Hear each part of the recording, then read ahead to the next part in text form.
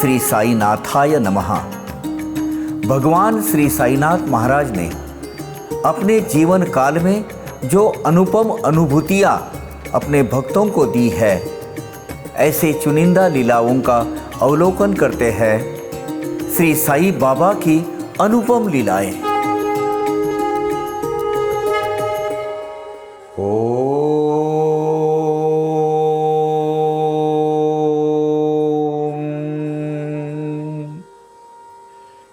श्री साईनाथाय नमः।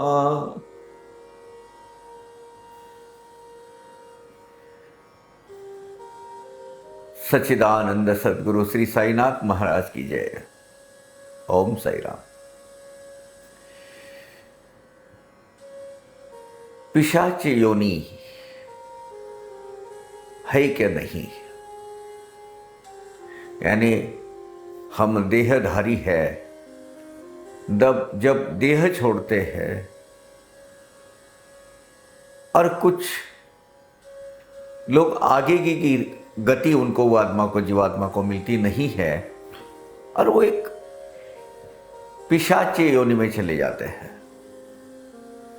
अब इसका लॉजिक क्या है ये नहीं पता कि आगे की गति, आगे का जन्म लेने तक वो रहते हैं, क्या उनकी अधूरी कुछ इच्छाएं रहती इसलिए वो यहाँ रहते हैं, लेकिन पिशाच योनि है,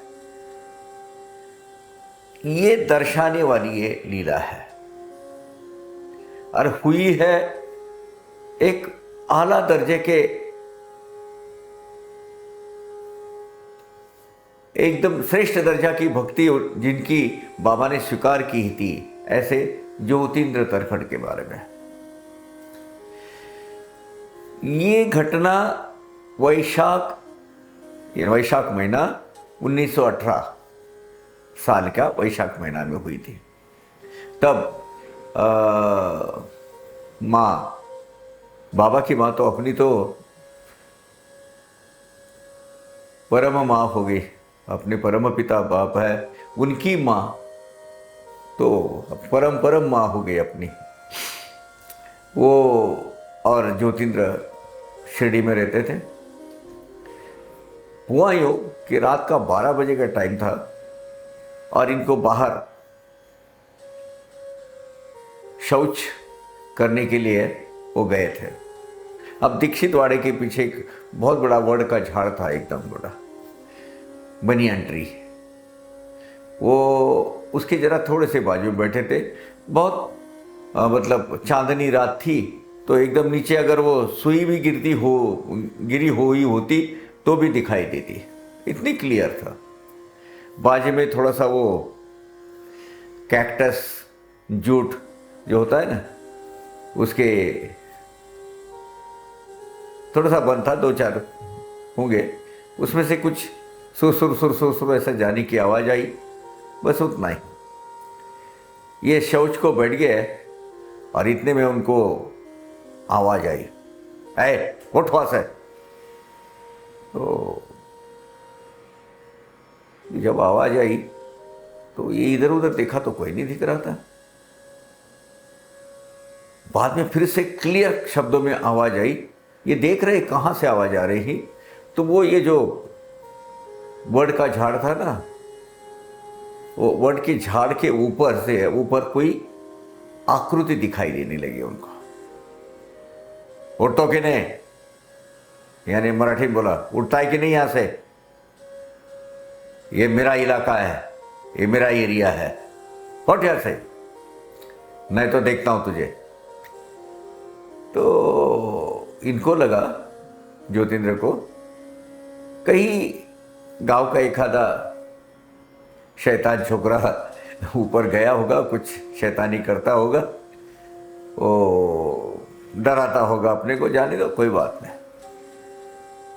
2 लम्हे के बाद, कुछ क्षणों के बाद, वो जो आकृति धार से जमीन पर आके खड़ी रह गई, एकदम लंबा चौड़ा ऐसा एक कपड़ा होता है ना, वो कपड़े के साथ में एकदम ऐसा जिस हवा के माध्यम से जो कपड़ा आता है वैसा वो पेड़ के नीचे आके खड़े हो गए। तुझे बोला ना उठ यहाँ से, वो जो बूढ़ा आदमी है वो बूढ़े के बल पर तू बहुत ये दिखा रहा है, क्या देखता हूं तेरा वो बूढ़ा क्या करता है। समझ गए, बाबा का जिक्र आया, इनको भी ताकत आ गई। अब बाबा पर असीम निष्ठा, इनको भी अब तक घबरा गए थे, वैसे अंदर से हिल गए थे, लेकिन जब बाबा क्या नाम आया सामने, और बूढ़े के नाम पर, बूढ़े के बल पर तो बहुत निगाह हक रहा है ना, देखता हूं बूढ़ा वो तेरा क्या करता है, बोल जाते ये मेरा इलाका है। तो इन्होंने भी बोला, ज्योतिन्द्र जी ने, कि हाँ आजा, जो करना है कर ले, देख फिर मेरा बूढ़ा तेरे को क्या करता है, कैसे कैसे तेरे को ठिकाने लगाता है। आ बोले, सामने तेरे को आने का है ना। वो आते आते एक 20-25 कदम पर रुक गया है। मैं तुझे चेतावनी दे रहा हूं, आखिरी तू उठ जा यहां से।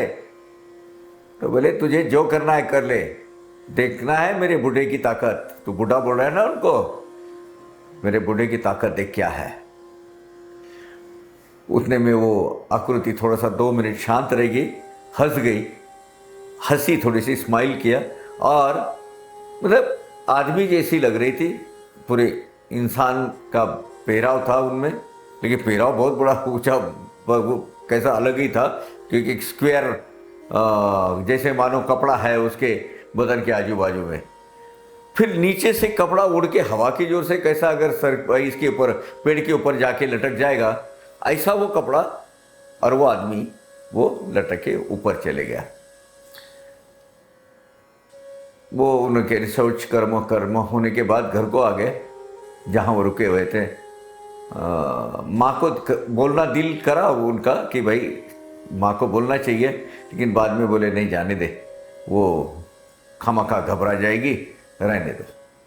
दूसरे दिन जब बाबा के दरबार में माँ और बेटे गए दोनों और बैठे उनके पास, तो बाबा ने बोला, भाऊ रात को कुछ तुझे दिखा क्या रे?